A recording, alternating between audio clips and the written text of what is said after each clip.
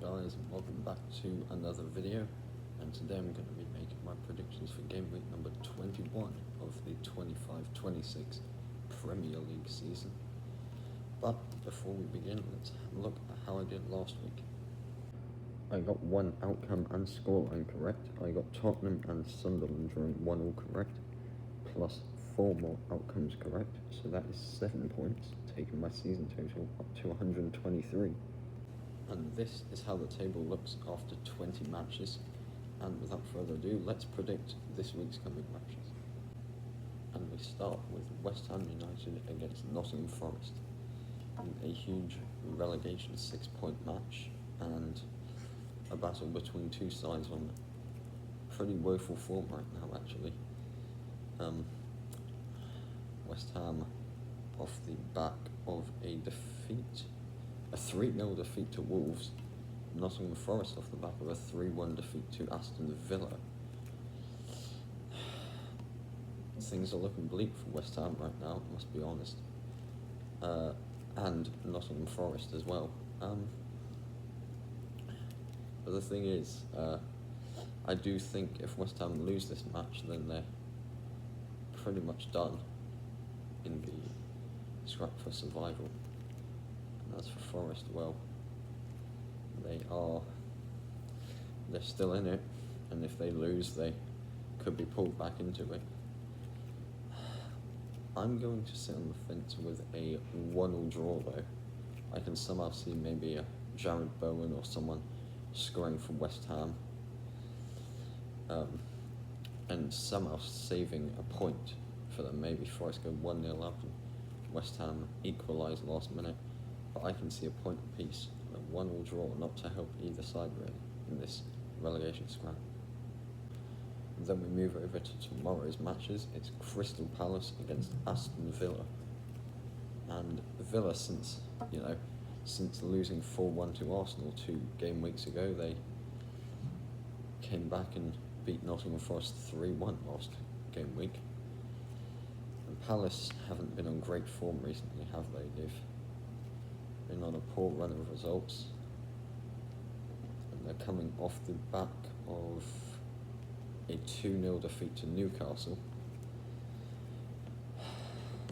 I know Palace are the home side, it's at Selhurst Park, but I've got to back Villa for the win here.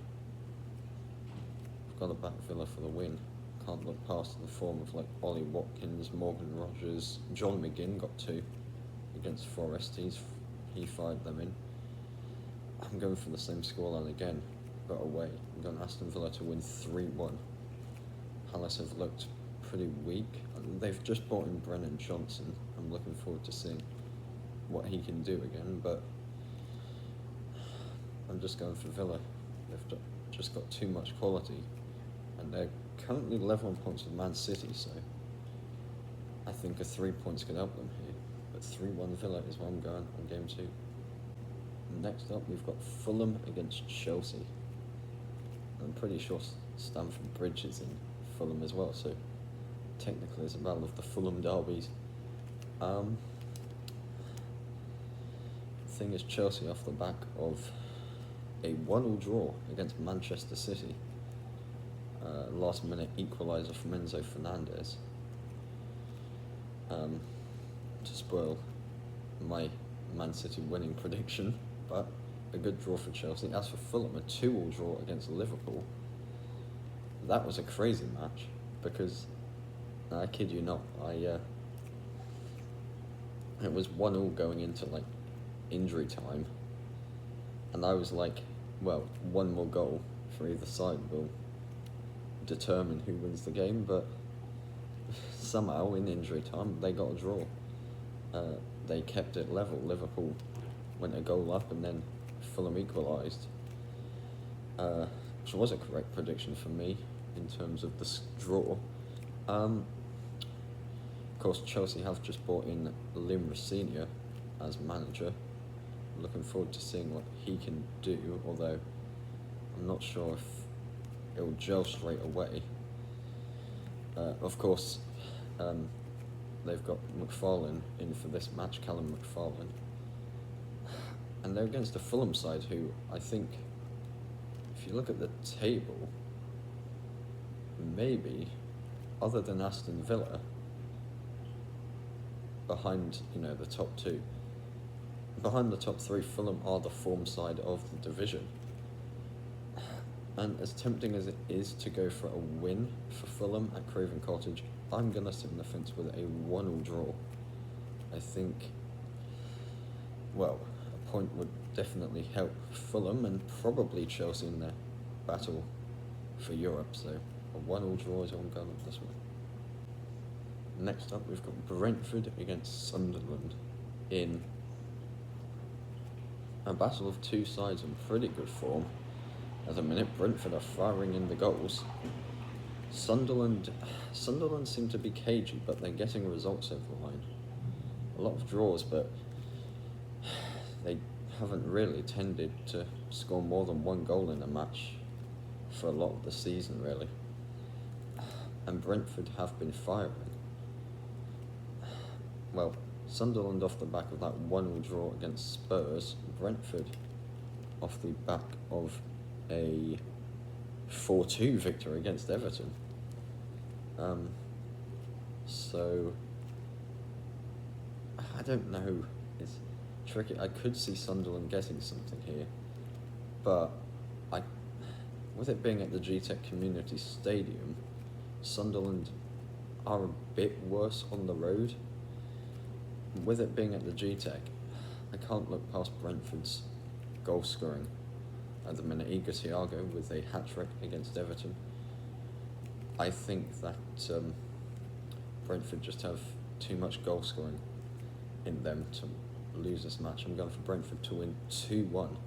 I think at the Stadium of Light after the FA Cup weekend, Sunderland will go back to potentially, well, at least drawing ways, unbeaten ways at home, but I think that Brentford will just snatch the 3 points with a 2-1 win. Next up, we've got Bournemouth against Tottenham Hotspur in a very tricky game to call. Bournemouth, they've lost 11, well, not lost, but they're winless in 11 matches now. Spurs are just being Spurs. They're very hard to call. I don't know how you're supposed to call them. Thing is, it's at the Vitality, and alright, we say Bournemouth are winless in 11, but the last two matches have been a 2-2 draw against Chelsea and then a 3-2 loss to Arsenal. They have been in games,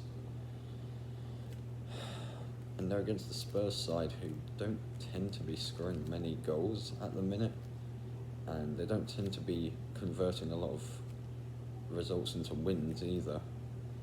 But I think on their day they can show up and get something. I'm going for Bournemouth to make it 12 winless, but I'm going for them to get something. I'm going for a 1-1 draw. I think a point will be what both sides get. They're both not on great form at the minute, so I'm going to go down the middle with a 1-1 draw. Next up, we've got Manchester City against Brighton. And, well, Brighton are an interesting one. They're not on great run of form at the minute. Man City off the back of a 1-1 draw against Chelsea, though. That's more drop points in the title race. They've got to start getting results over the line again, because Arsenal are getting away at the top at the minute. Thing is, I think Man City will go back to winning ways here. It is at the Etihad, and I do think that Man City just have the quality against a Brighton side who they have tended to score goals recently, but they haven't been able to get many results over the line. And against the Man City side who, despite dropping points, they are still flying. They're unbeaten in goodness knows how many matches now. I'm going for Man City to win and get a clean sheet. I can't see Brighton scoring here. I'm going for Man City to win 2-0. I think Pep Guardiola's boys will start firing in January and go on a winning run. I said that in the last video, but I think they will go on a winning run, and it may well start here with a 2-0 win against Brighton. Next up, we've got Everton against Wolves, and well, Wolves off the back of that very impressive 3-0 victory against West Ham, which I wasn't expecting. I don't think many people were. And then Everton off the back of the 4-2 defeat to Brentford. That was at home at the Hill Dickinson. And the thing is, the Hill Dickinson isn't as much of a fortress as it was at the start of the season. It's not really much of a fortress anymore. It's tricky because Wolves are off the back of a win. Have the bookies and the smart money is going on Everton to win. But I think Wolves have been slowly improving this season. And Everton's run of form is not great at the minute. I think they've lost at least 3 of their last 4 matches. But they do tend to draw a lot of games as well. So I'm going for a 1-1 draw. I know Jack Grealish may well be playing again for Everton in this one, and well, Wolves, anybody could really score on any day for them. So I'm going for a result for both, a 1-1 draw in this one. Next up, we've got Burnley against Manchester United. And this is a really interesting one. Burnley aren't great. They're not in great form at the minute. I think they're off the back of a 2-0 defeat to Brighton. Manchester United off the back of the 1-1 draw against Leeds. And Leeds tend to be drawing a lot of games against big sides, but we'll come on to them in the next match. Man United, well, Burnley at home can get results over the line. They can draw. And Man United, they've just sacked Ruben Amorim, which is a bit of a disgraceful decision in my opinion. And it's all because of what he said to the media as well. But I don't know. I think without a coach, and I'm not sure if Bruno Fernandes will be back in this match either. And Burnley on their day can get results. I'm going for another 1-1 draw on this one. I think, a point won't really be helpful for either team's ambitions, but I think a point is what it's going to end in, a 1-1 draw. Next up, we've got Newcastle United against Leeds United in a very interesting match. Newcastle off the back of a 2-0 victory against Crystal Palace. Leeds off the back of the 1-1 draw against Man United. It's at St James's Park, and it is the evening kick-off, I think.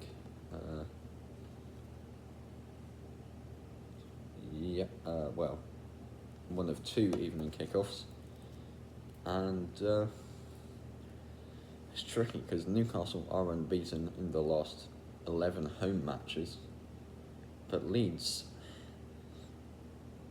who have they taken points off of? They've, drawn against Liverpool, they've drawn against Man United, they beat Chelsea, they possibly drew against Brentford.